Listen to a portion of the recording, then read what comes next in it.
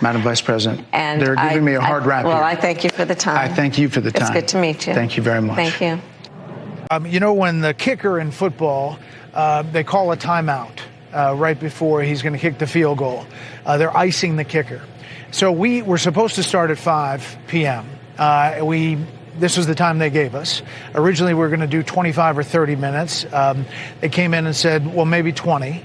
So it was already getting whittled down. And then the vice president showed up about 5:15. We were pushing the envelope to be able to turn it around for the top of the 6 o'clock. So that's how it started.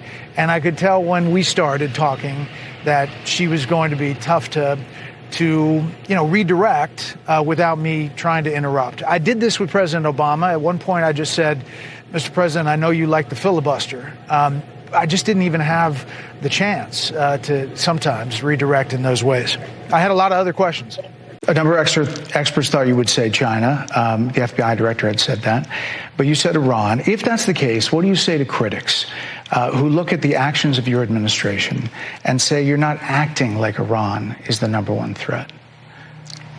Well, I will tell you most recently, whether it was in April or in October, and then several hours on each occasion, that Iran posed a threat to Israel. I was there, most recently in the Situation Room, in the most recent attack, working with the heads of our military and doing what America must always do to defend and to support Israel in its requirement to defend itself, and to give American support to be able to allow Israel to have the resources to defend itself against attack, including from Iran and Iran's terrorist proxies in the region. Right. And that but those is, proxies were getting funded by my commitment Iran. to that is unyielding and unwavering. Critics just say that you either relaxed or failed to enforce sanctions on Iran, allowing all of this money to flow into Iran, like billions. Let's go back to Donald Trump, who pulled out of a deal that would have actually put Iran in check. The estimates in billions. It was during Donald Trump's that administration that Iran